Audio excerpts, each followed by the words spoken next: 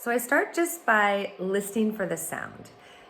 Because so far we've done short vowels and we've done long vowels. So this will be the first time where students are listening for something that's not a short vowel or a long vowel. And we've taught them that every syllable has a vowel sound.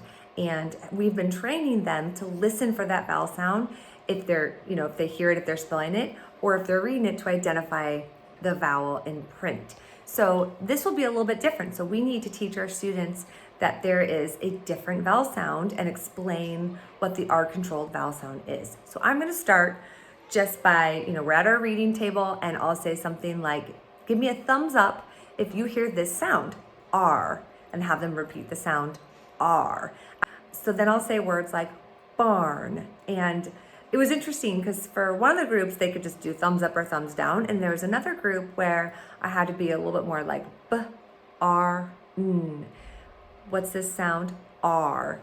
And we're listening for the sound R. Does it match? Thumbs up. Then I would do on purpose some that were kind of tricky, like crib, ib. We're listening for R. Do you hear R?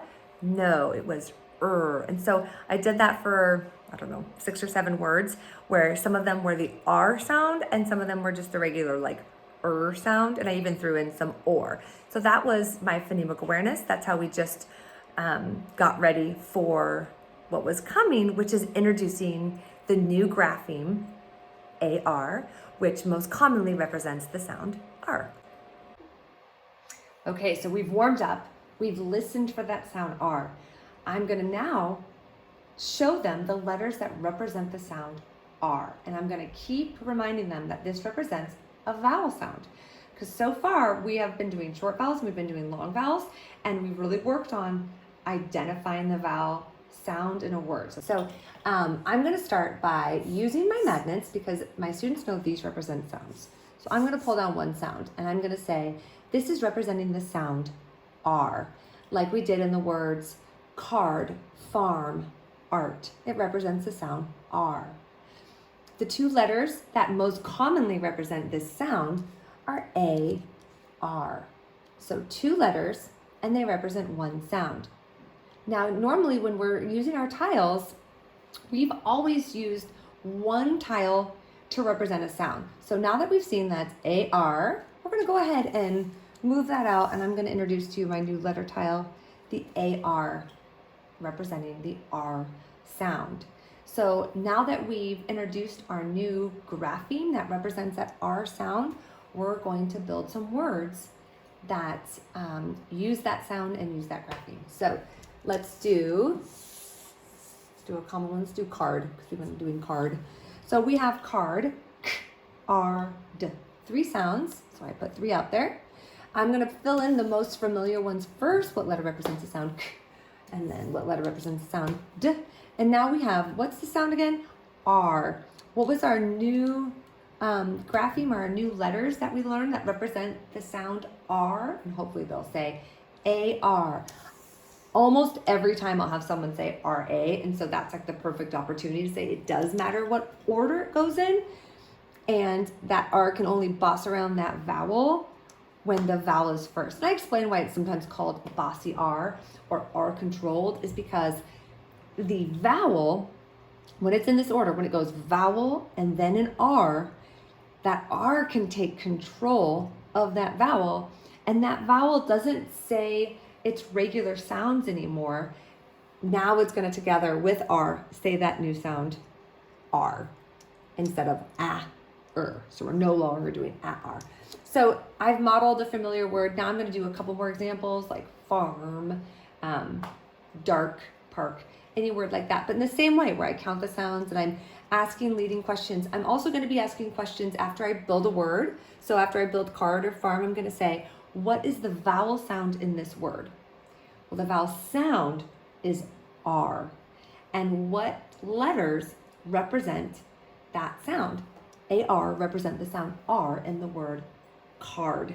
And I'm just going to reiterate that. I think I showed my poster, but I'd show that again. Like there's all these different syllable types that we learn about. And this is the Bossy R syllable type. Every syllable needs a vowel sound, and the vowel sound for this word is the R represented by AR. But I like to throw in words that are not Bossy R so we can kind of go back and forth between listening to those sounds. So for example, if I'm doing the word crib, I'm going to listen for the sounds. This could be encoding or decoding actually. Ib. So when we get to this one, do we hear, what sound do we hear? We hear just R, crib. Where's my B? Crib. Is there an R controlled vowel in this syllable? No. What's the vowel sound? The vowel sound is I. We can clearly hear the vowel sound. It's one syllable, there's one vowel sound, and it's I. So it's not a Bossy R. So I kind of throw in some examples like that too. Something else I like to do, just to kind of really connect back to the sounds, is I'll write some words to decode. So they'll decode shark, and then I'll go back and say, okay, let's make our own sound boxes or underline the sound. So what's the first sound? Well, the first sound is sh. So what do I outline? Do I outline just one or two? So we're gonna outline, this is my first sound box, sh. So maybe I can actually do the whole word. Then, that's really pretty. What's the next part? If I'm doing sound boxes, we have sh, R. Well, the next one, so what am I going to, where does the box go? It's gonna go with AR. So I kind of build sound boxes around it. Let's say we did dark. So you write your word, and now this is a little bit easier. Build sound boxes, we're gonna say D. Then what's next? R. I got home and remembered a couple of things that are really exciting about when you're teaching Bossy R. You can review these rules, these spelling rules that you taught your students during the silent E unit. And sometimes it doesn't like sink in during that unit, but then it's great because during the vowel teams and Bossy R units, you can reinforce them. So the first example is with large. So when you're spelling, they're doing the sounds L, R, J. So they're gonna write L, A, R, and then you're gonna get to J, and you're gonna talk them through and remind them, English words don't end in J.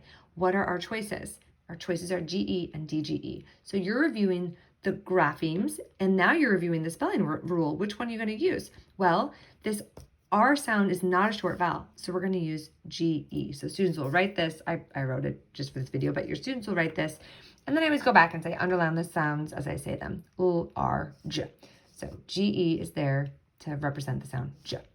Then when you get to carve or starve, this is for the English words don't end in V rule. So they are sounding it out, they get to the V, and then when they write the V, you might need to remind them, English words don't end in V. Do you remember what we do? Well, we pop an E on there. So the VE together will represent the sound V. And it's just a great reminder that, yeah, that's a silent E, but it's not there to make that A say its name or make that long sound. And I think underlining the sounds really helps with that, just to see that. So it's K, it's R, V. Horse is showing the plural canceling rule. So when you get to the OR, this is kind of a tricky one, but when you have a word that ends in S, you usually add that E at the end. So other words, think of like house and mouse, or dense. You add an E at the end so that it doesn't look like the suffix S. So yeah, there's a lot of like little words like bus is and has that end in S. But beyond that, you either see the double S, or if it's following a short vowel, or you see the SE. And that is so that it doesn't look like we have a suffix S. So the reader can tell the difference. So that's why that's there. And then force is just reminding them of the grapheme CE, and that E is there to make the C say S.